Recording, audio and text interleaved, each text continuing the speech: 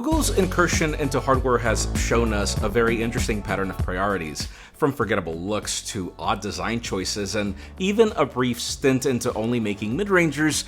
It's clear that Google has always been open to experiment.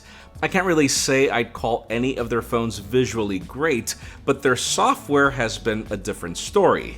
It's crazy how the company has spent years delivering some of the best photography that I've taken from a phone, and then more software updates than every other Android OEM, and steady feature enhancements even to old devices, all while using aging camera sensors and less powerful chips than the rest. It makes me wonder if this is the reason for their lack of success. It's almost sad to see more enthusiasm in the comments of any video about a Pixel than we see in sales figures. It only proves a point that regardless of how victorious Google is in software, hardware requires more of a bold move.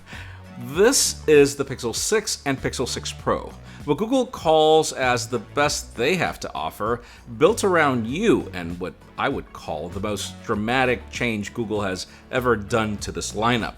Now, that built around you premise is pretty tall for a product you can't customize at checkout like you could with the Moto X, but the real question is if these are better phones than before. I'm Jaime Rivera with Pocketnow, and it's time for our full review.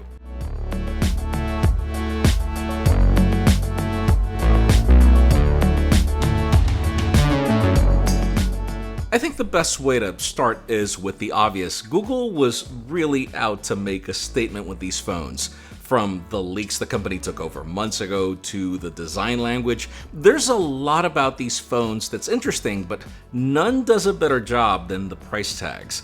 I'm gonna go out on a limb and call these the new flagship killers because for what you get, these numbers are pretty impulsive. Now, the first thing to note is that the days of the small pixel are probably over. Doesn't matter which variant you pick, both are pretty massive. I mean, think of the Pixel 6 as nearly the same footprint of the Pixel 4 XL, and then the 6 Pro as more like the Galaxy Note 20 Ultra, which wouldn't bother me if the power button wouldn't be over the volume rocker, and without the ridges Google always has provided before to tell a difference. Their colors are similar and yet different. So to tell them apart, notice the flat approach with the matte rails on the 6 versus the curved and shiny borders on the 6 Pro. Also, keep in mind that the Gorilla Glass Victus is only in the front of the Pixel 6, while in the case of the Pro it's on both sides. In a word, they both feel pretty premium, which is already something other OEMs are skimping on at the non-Pro price level. Now, what makes these price tags pretty irresistible, particularly in the case of the Pixel 6, is that internally they're almost the same phone.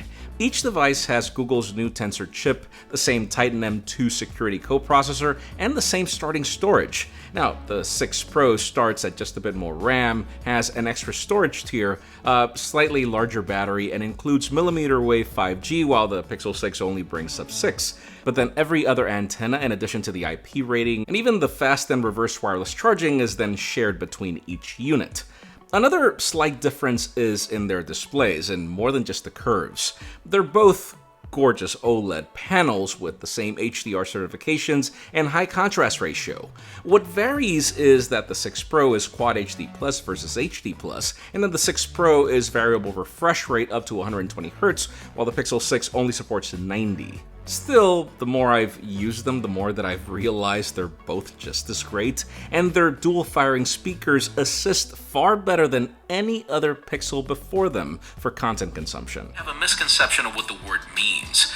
The OnePlus 8T has proved that you can launch too many phones this year with great specifications and large form factors, but with clunky software. That said, even with how gorgeous the hardware looks from every angle, I've struggled with how it blends with the software. I mean, Material You is a pretty different approach to stock Android, but as much as Google claims that it adapts to you, that's really a matter of taste.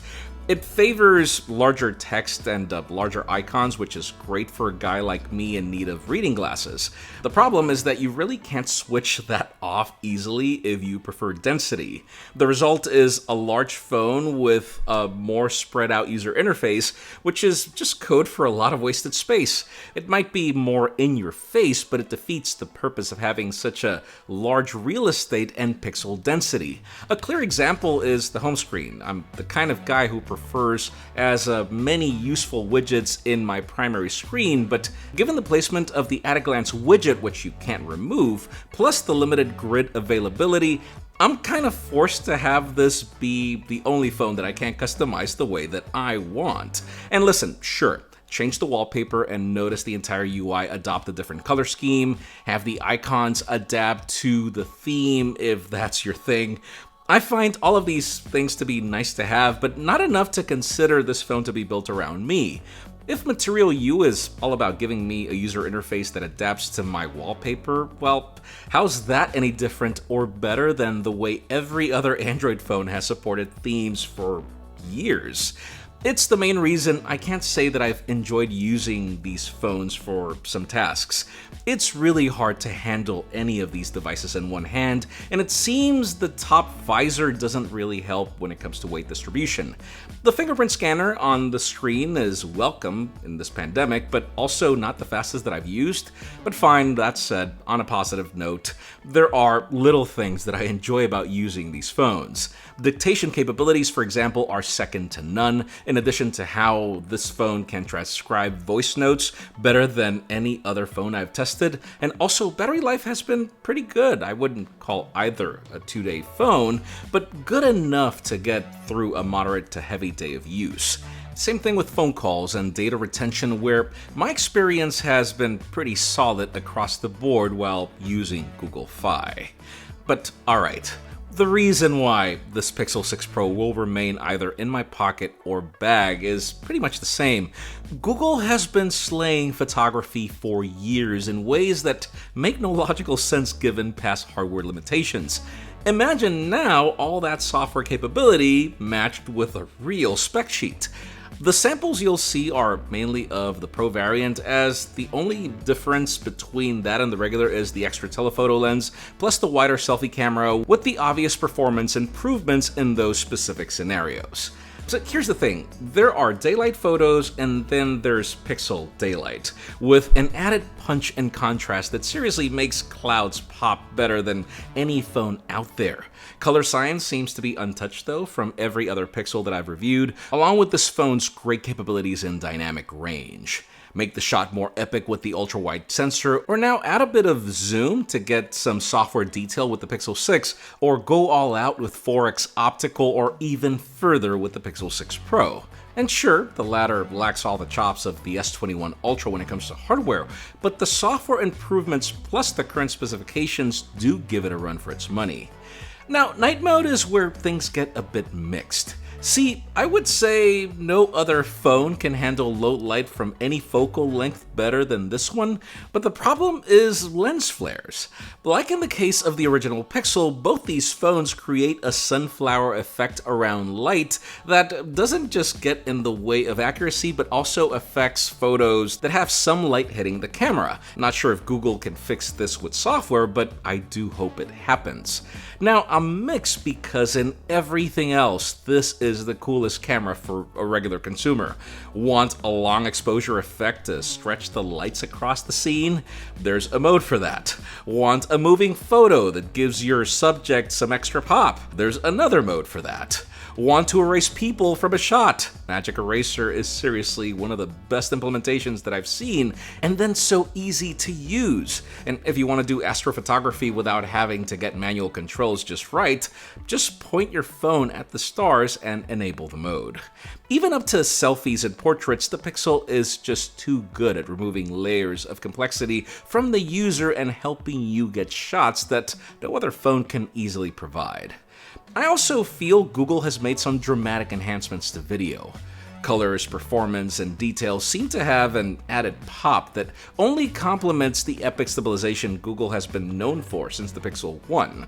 I'm also happy to see that we finally get 4K video from the selfie camera on the Pixel 6 Pro with results that are just as good, even if sadly you'll be stuck to 1080p if you choose the regular variant. To conclude, I think it's important to consider that, just like in the past, a Pixel is a Pixel, but these ones are better.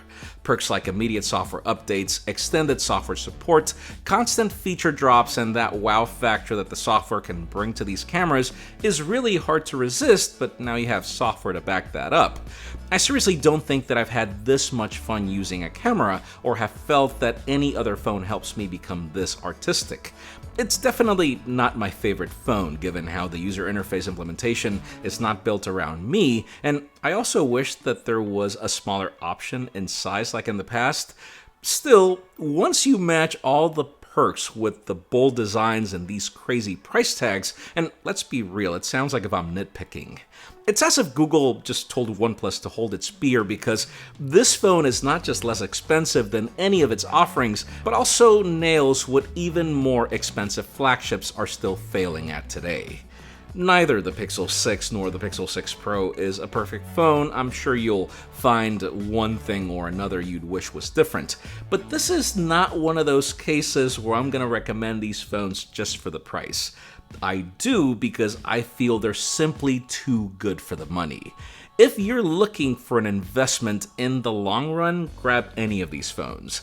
I do hope these Pixels succeed this time, because even if they are still technically an experiment, they're definitely a good buy, and that's been a hard thing to say about Pixels in the past.